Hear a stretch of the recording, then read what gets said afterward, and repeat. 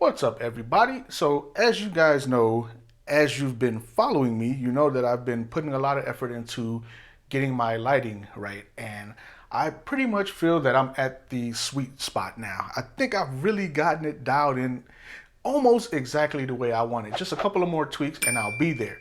But while I was sitting there putting all the effort into my lighting, I kind of neglected my audio just a little bit. I mean, my audio is pretty decent for the most part, but I've been studying other YouTube channels and their audio is superior to mine. So not saying that my audio is now going to become superior because I have this Tonor mic, but this is the first step into me making my audio that much better. So let's go ahead and take a look at this really quick before we get into the review.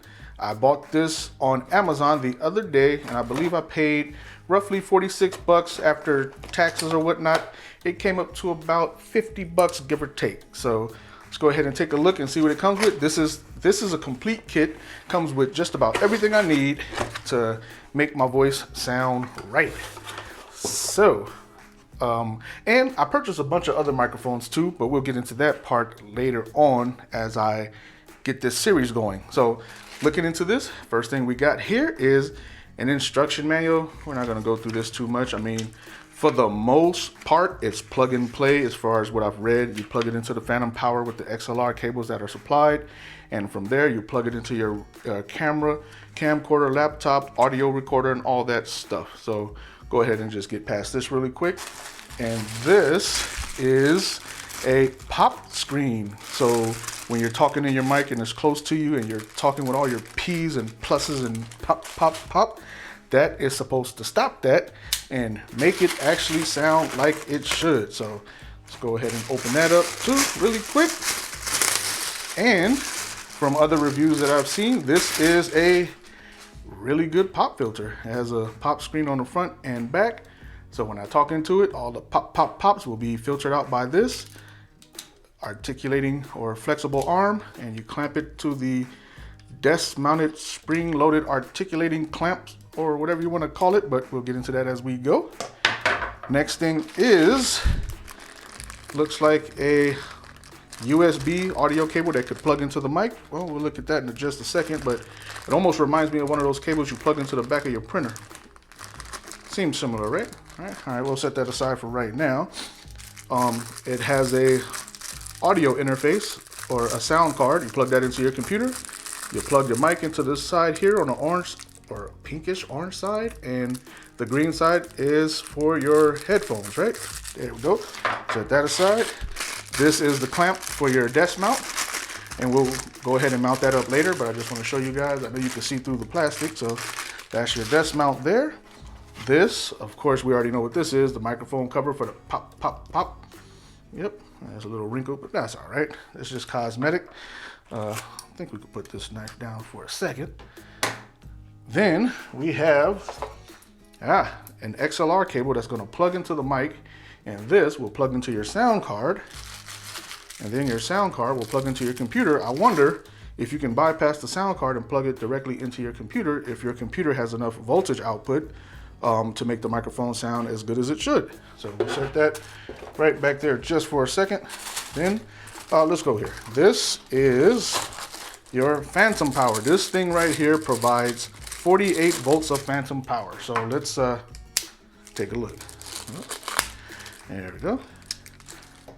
So this guy right here is going to provide the power that your mic needs to sound like it should. You got your off and on button there, and you plug your microphone in here, and then this will go out to your so this output will plug into there, bam, and then that will go into your there you go.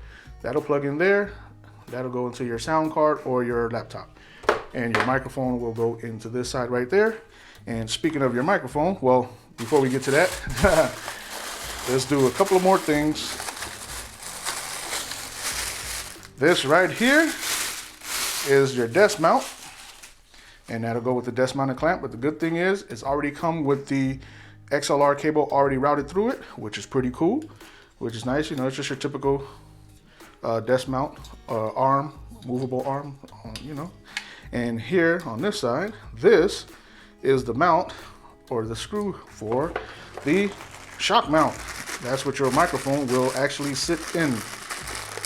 There's shock mount. That is cool there. So let's take that and toss that aside and toss that aside. Got this here, take that, and you would screw this into that guy right there. I'm not gonna do it right now, I'll set it up later, but I just wanna show you where all the pieces fit into play. And then with the shock mount, if you squeeze these two here, see how it opens up? That will allow you to put your microphone in there. And speaking of microphones, bam, this guy. Feels pretty good. One more time for the karambit, bam.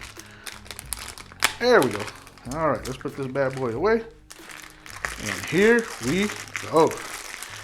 Look at that. This is the Tonor BM-700 microphone, cardioid microphone, right? Believe the sound picks up on this side. This side it doesn't. Not so much here, not so much there. But you want to talk into it right there. And if you want, you can put the pop screen on top like that. There we go. Not bad looking. Or if you want it to shine, there. And then with this, you would plug this side. See that? That will plug into there. Bam. Like so. Good solid fit. You want to release it, press the button. There you go. And then the shock mount, like I said, you squeeze the springs. Then let the mic in there. Bam. All set. Very secure. So, all right. Well, let's go ahead and actually set this thing up, and then we'll get into how it sounds. Bam.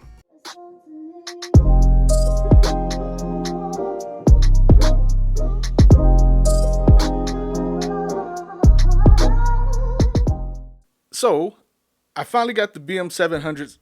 Oops. Oh, well, I hope the shock mount worked because I bounced it. But as you can see right there, that is the BM-700 plugged in. And I have it plugged into my Tascam audio recorder. I have the gain on my audio recorder set at about -12 dB. I've been doing some research, and that seems to be the standard. This is real time. I have not tested this first to see what it sounds like, so I can only hope it sounds good. But I'm going to be bouncing between the G50 microphone and the BM-700. Can you guys tell the difference right off the bat? I'm not going to tell you which one I'm switching between. I'm just going to go ahead and keep talking your ear off because I know you love to hear my voice, and see if you can discern which one is which, A or B. And then after a couple of times of bouncing back and forth, I'll let you know which is which. So after bouncing around back and forth, well, let me just talk a little bit. Peter Piper picked a peck of pickled peppers. I know this microphone's supposed to, well, it does come with a explosive cover, spit cover. Matter of fact, well, not a spit cover, but it comes with a windscreen. This guy mounts, is part of the kit. It's sweet. It mounts to the arm, so I'm gonna go ahead and mount this right now. Sorry for the vibrations and the noise. I hate that sound, but okay, let me go ahead and mount that and mount this.